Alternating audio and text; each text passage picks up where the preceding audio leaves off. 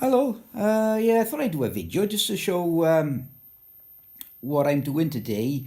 Well, what I've been doing actually for a few days now is every now and then I sit down and I spend some time watching some programs on television that I may have favorited or I may have planned then for watching at a later date. And then I tend to bring my television out, connect the audio side of it so that it comes through my HiFi system so that I can really enjoy watching the programs a lot more. I've been, I know there's things that and the type of programs that I like watching then are mainly anything really to do with music.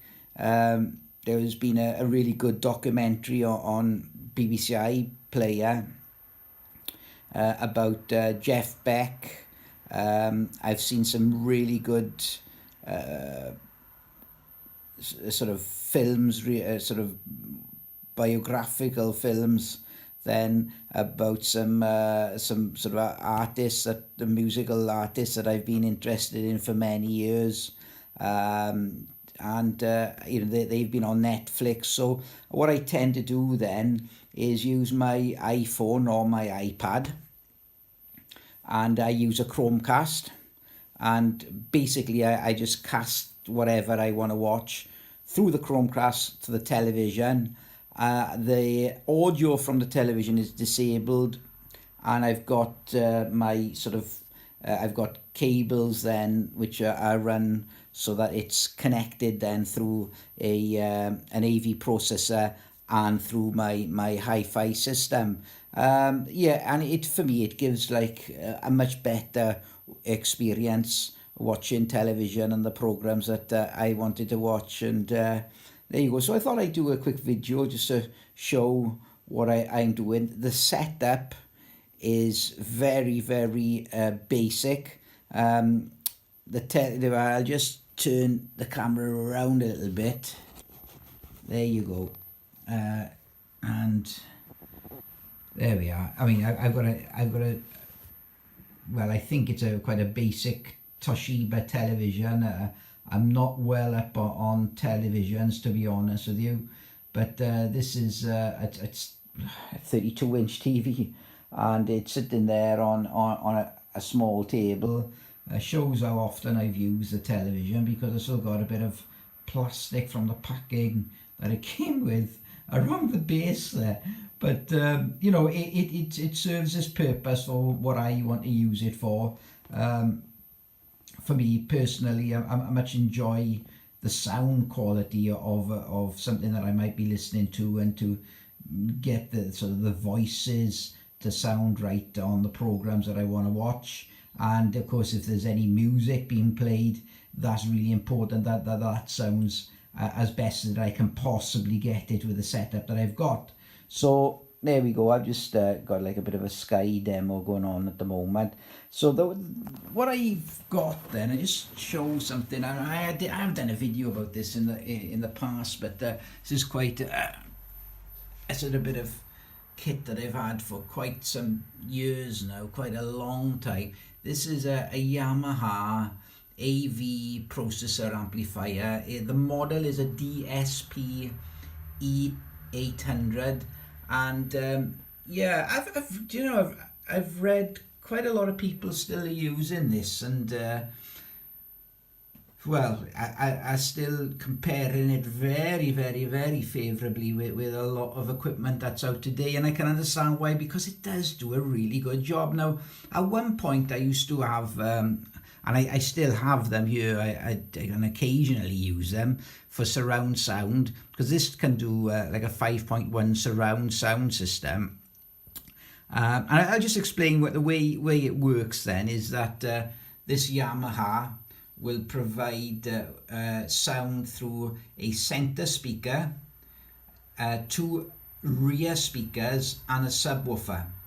And the way I tend to use it then is to combine it with that amplifier, which I'm now using a heat integrated amplifier, which I'm really pleased with. Now that produces the sound for the main front speakers. So just to go over that once more, the Yamaha does the center and the two rear speakers, and sub, and the HiFi integrated does the front main speakers of my HiFi system. So and the way, I mean, it sounds complicated, but it really is quite easy, to be honest. So once it's all kind of set up on the remote control here, which comes with the Yamaha, there is a test button there, and when I'm in my sort of listening position, then I press the test button and it produces like a white noise test. So it goes through the two main speakers. So it starts, I can't remember which way it starts, but it'll go from like the front left speaker, the center speaker, the right speaker, and the two rear speakers then, and it basically it gives me the option then to adjust the volume levels that are coming out of each of those speakers so that they sound approximately the same. So from my seating position then, I'm getting like an even sort of volume from the two main speakers, the center speaker and the two rear speakers. So to be honest, I haven't used the center speaker in this system for quite a while now. I'm using, there we are, I'll show that speaker there, and I'll just show something that's sitting behind that speaker. That is a Riga RX3 speaker, and I find that especially in the position that I've got them in at the moment, I've been experimenting with like speaker position, but certainly in the position where I've got those speakers, because they are some distance away from the back wall, and I've also got them sort of towed in slightly, but it optimizes the mid-range for me, and it really produces a very clear, vivid mid-range sound. And I just find that, you know, I haven't found it necessary to use a center speaker, and at the moment I haven't even got the rear speakers connected, and in the times that I do, I just use a pair of sort of old Mission speakers which I had in my HiFi system many years ago when I first started getting interested in hi-fi and music and so forth. So so just showing that. Now I just want to show, I did mention, I've got an old subwoofer here which I've got currently connected. This one is made by Kef, and I bought this many years ago. It was bought second hand, like a lot of the equipment I tend to buy, but that, you know, it's not. It was, I remember, it wasn't the top of the range Kef speaker. It was quite a cheap subwoofer to buy, and I only use it then for the purpose of watching television, and of course I Chromecast from my iPhone or my iPad via YouTube, BBC iPlayer, and Netflix. Now the subwoofer works well for, you know, it does give a good effect. I don't use it specifically for music. I certainly don't use it for vinyl replay or CD replay. I believe that my RX3s give a decent amount of bass response, which is adequate for what I want to listen to. And if I did, it's something I may try at some point, because I want to I would like to just try a subwoofer at some point. I'd probably go for something like a REL or a BK subwoofer, which I've read up on, and you know, it's a possibility one day. I'd like to try and integrate a good subwoofer or even a pair of them within my main system, because I just need to try and find out for myself, really, I guess, whether it works or not. But the KEF that I've got there, yeah, it takes a bit of time and patience sort of integrating it into the system, but once it certainly pays off taking time, because the important thing, and having listened to a lot of demonstrations where subwoofers have been in use, I've always found it's really important that from wherever I'm sitting and listening, that the subwoofer, it shouldn't be obvious where the subwoofer is positioned in the room. So the sound shouldn't be, the sound that the subwoofer produces, it shouldn't be coming from a certain direction, which would be obvious. So that is, so really the way to integrate it is, I mean, I know you can buy lots of like equipment that can actually measure the sound in the room or what have you, but I've just simply done it by ear. It works okay for television programs and things that I want to watch, documentaries and what have you. And yeah, so that is basically it, you know. I just, actually it's on mute at the moment, so I'll just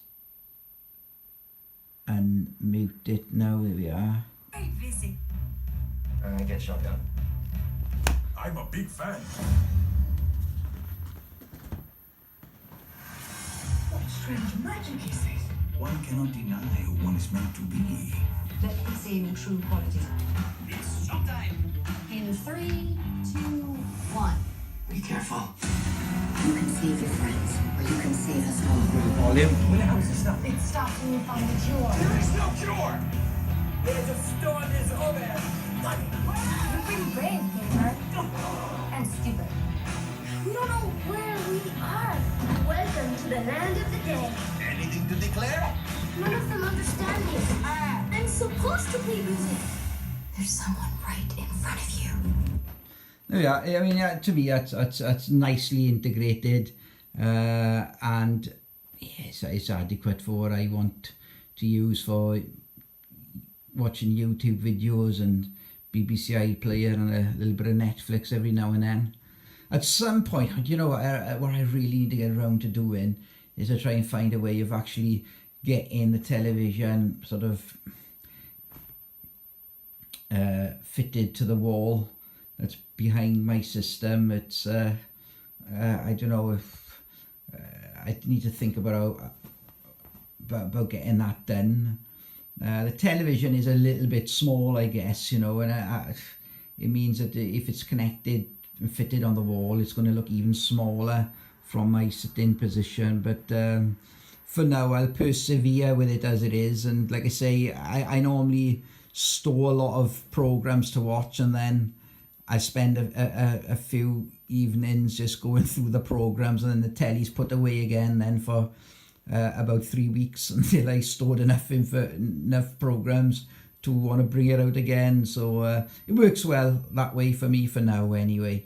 So yeah, I think, you know, some of the things, you know, what I found that I is important, and well, it's given me the opportunity then to see a lot of bands and singers and artists that I'll never ever get the opportunity to see, and it's nice because I've got the a record collection and a CD collection with a lot of artists on there, and I'm sometimes curious as to watch these sort of bands and artists playing live, and just to get that little bit of a connection then, so that I can see the stage presence and what have you, and the performance, and to try and get it as realistic as possible then in sort of like my sort of living area, I guess.